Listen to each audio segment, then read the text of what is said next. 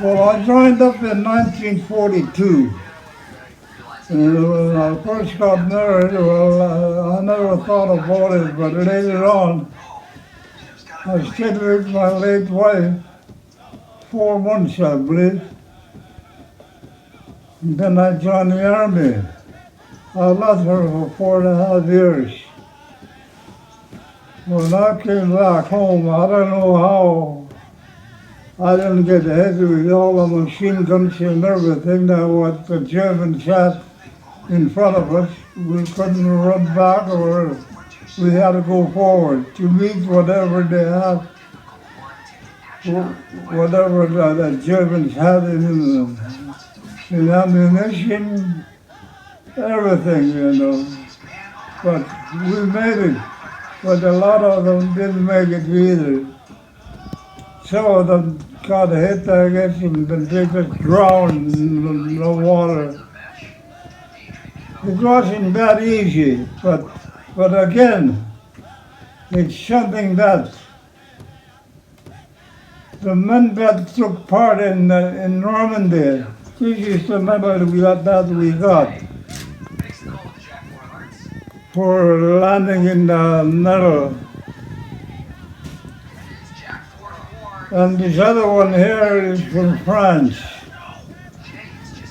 It's the same thing as this other one here. They claim that the French government gave me this, awarded me this, because I landed on D-Day. I'm not the only one that got it. Some other guys got it too, you know. So it so happened that how the government, the French government, or any of the military government knew how I was able to do something which I don't know what I did. But I did what I was supposed to do after training. I trained in Maple Creek, the first part of training. When I finished that first part of training in Maple Creek, we were drafted to Red Deer, Alberta,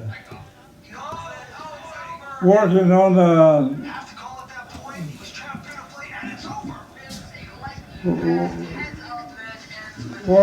the second part of the training. I was with the transport.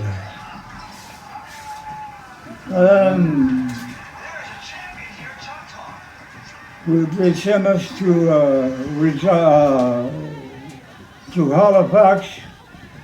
We took the boat from there, landed in Scotland. From there we went to England. We stayed there for quite a while until time for the invasion. It wasn't that easy. We fell out once we got the boat. We landed in about 4 or 5 feet of water. How else would it truck? The issue Sean was not qualified to drive. The issue a truck each. And the vehicle is yours. Something like you got a vehicle now, you look after it. And we had to look after that vehicle. And I took that vehicle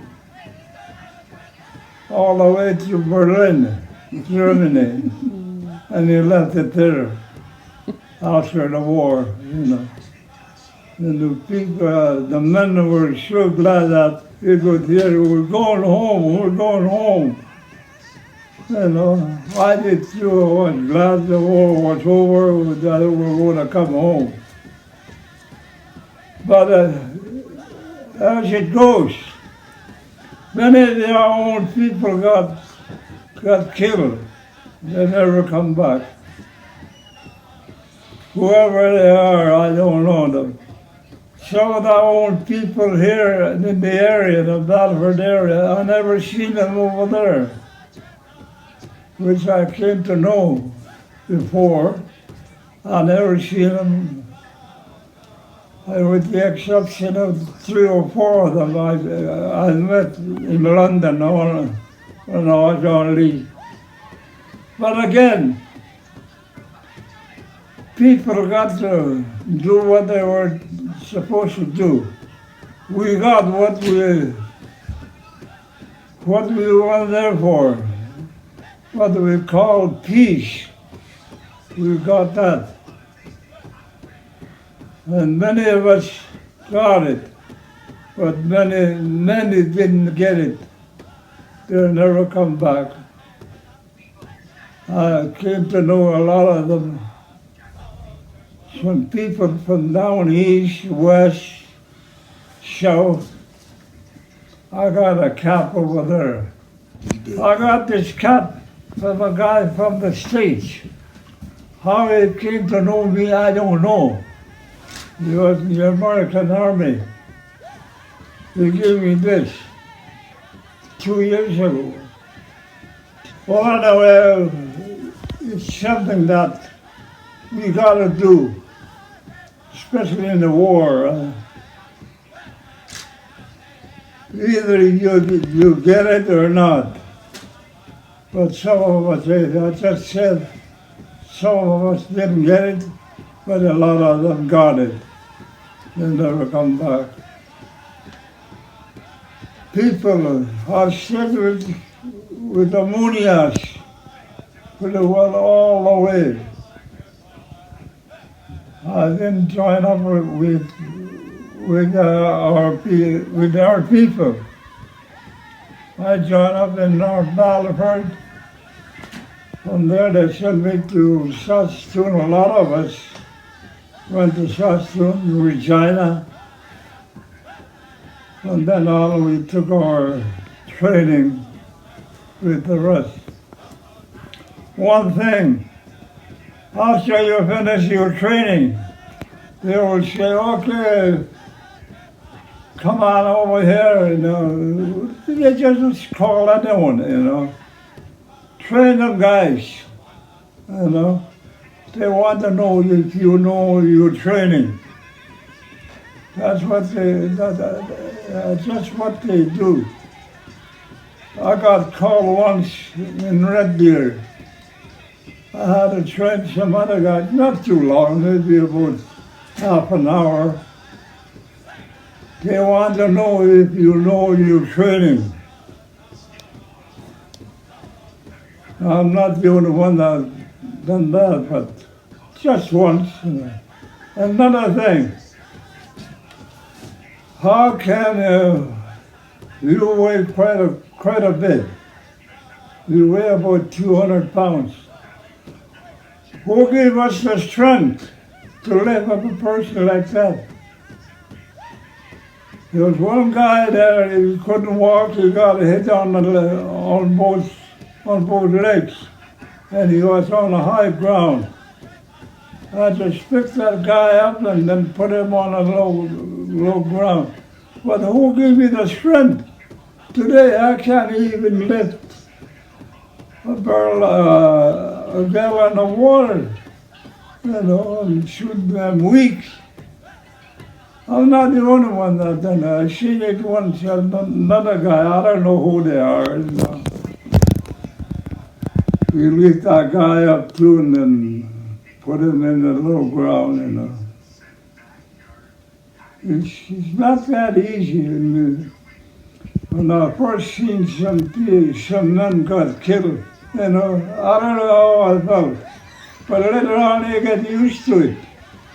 You get to know that you got it, hit his bed or something like that.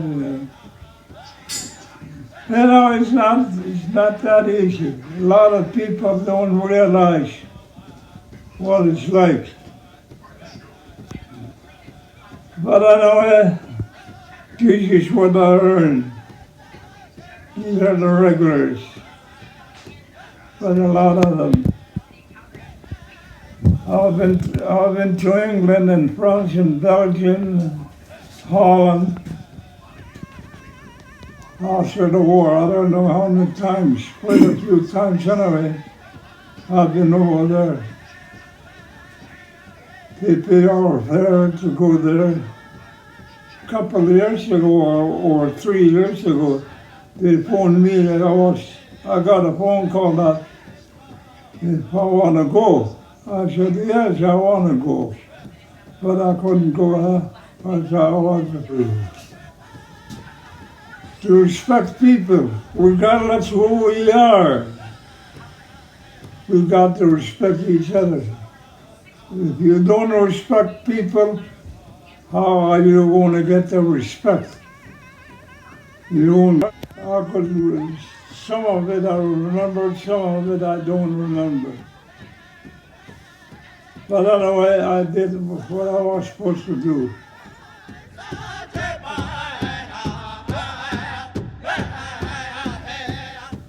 A few years ago, the government, the military government and the Canadian government and the Indian Affairs government, I got some letters that the land here where I am now is mine. They can't take it away from me. I earned that. I earned it as I'm the only one that has land under reserve here. If they take the land away, they won't be able to take mine away. I got the land all the way from over there up to the store, and I did. I don't know, it's mine. My family will be here, but no others. And years back, the government, the Indian government, the Indian agent was the boss. I remember one time my father, my late father, I miss my father.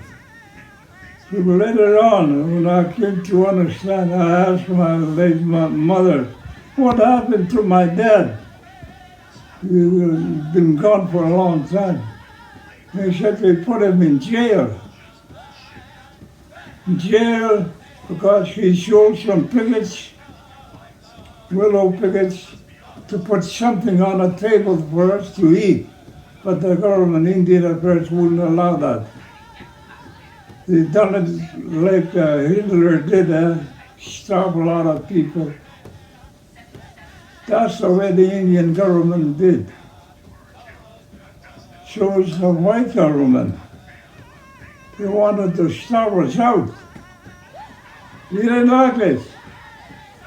Even now, I'm sure that a lot of people will agree what happened in the past.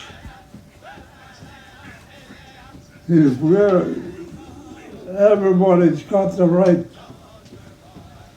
There's 3 things to remember. If I'm right, but if I'm wrong, I will stand for correction. One thing is the education and health and starving. The 3 main things that we that are in the treaty that we have to go by and stay with that. But the government won't allow that. Some of our own people, the king leaders, they don't do that either. They're afraid that they get kicked out from their position. It's life that we have. We look after ourselves.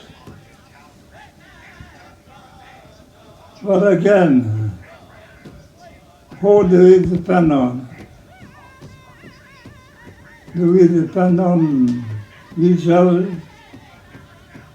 Or do we depend spiritually? We got to think about that. We were born with the spirits, but we didn't get anything from the government. The government never gave us anything spiritually. We earned it, and we were born with it.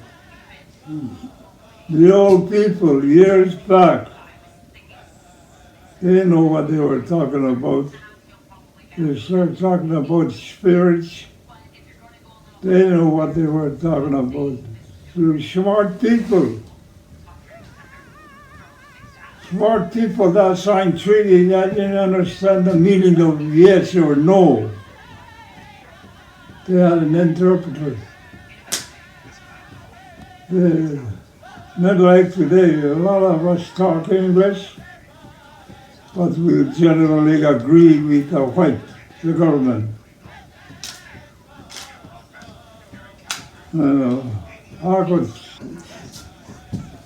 We got to work together to have something. If we don't work together, we will never have anything. Well, okay. That's what all I would say. A lot of it I forget. I don't remember everything.